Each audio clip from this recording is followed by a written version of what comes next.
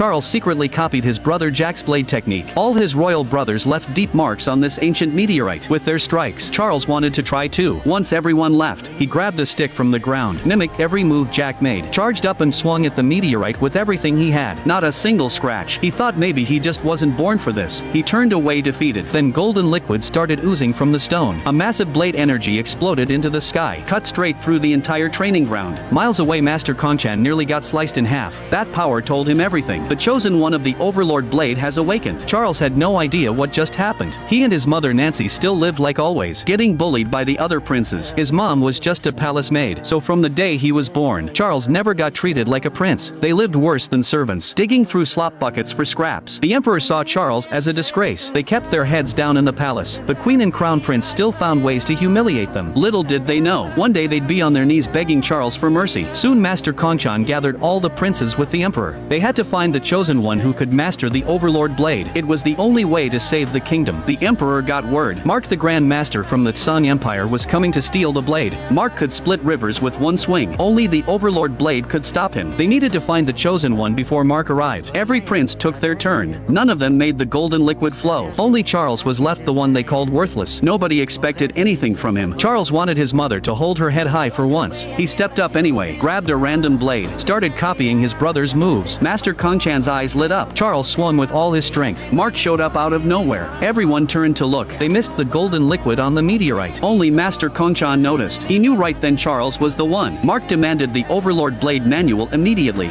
Even challenged the entire royal family with just a wooden sword. Seeing that arrogance, the emperor sent out Tom the third prince, their strongest fighter. Tom didn't stand a chance. His steel blade, forged from celestial iron, shattered by Mark's wooden sword. Tom hit the ground hard. Mark stepped on him, demanded the emperor hand over the manual, or Tom ends here. Tom refused to break, charged at Mark again knowing he couldn't win. A death wish. Charles watched from below. The only brother who ever treated him like family was about to fall. He couldn't hold back, swung his blade, sent Mark flying 800 miles. Mark knew instantly that was the Overlord blade. He called out the master who struck him. Master Konchan couldn't let Charles reveal himself. One move wasn't enough to beat Mark. He handed Charles the manual, told him to master every technique inside. Don't make a move until the golden liquid fills the meteorite. Not a second before, Master Konchan stepped into the arena instead. Mark didn't question it. The old master had studied the blade for 50 years. Once Master Konchan took the stage, Charles started learning every move from the manual. Mark wasn't playing around this time. Master Konchan was a legend for decades. The old man still had it. His movements flowed like water despite his age, dodging and weaving like someone half his age. Still, as time went on, his stamina started fading. When it came to raw inner power, Mark in his prime had the edge. Mark unleashed a burst of energy, sent Master Konchan flying. Their strongest fighter was down. The entire royal family dropped to their knees begging. The emperor watched his sons grovel at Mark's feet, heartbroken. When nobody else dared to step up, Charles' mother Nancy walked out carrying a sword. To buy her son more time, she stepped into the arena knowing she wouldn't walk away. The queen, who was just on her knees begging, jumped up and started cursing at Nancy. Forgot how pathetic she looked seconds ago. Nancy didn't know how to fight. She couldn't block a single strike from Mark. Charles watched Mark take her down with one blow. His energy started leaking out. Mark sensed it immediately, the Overlord blade aura. Master Konchan rushed to stop Charles, used his own power to calm the boy's energy, told Charles to focus, or his body would explode from the inside. Mark locked eyes on Charles. He would never let Charles master the blade. Mark came storming over. Everyone scrambled out of the way. Nancy, barely standing, stepped in front of Charles again. Mark decided to end it. Nancy wouldn't let him get one step closer to her son. Mark stopped holding back. The sky turned dark. Mark unleashed his ultimate attack, ready to wipe them all out. Just as countless blades were about to pierce through Nancy, the golden liquid finally filled the meteorite. Right when everyone thought it was over, this is when the real blade awakens. Subscribe, because Charles hasn't even taken his first real swing yet.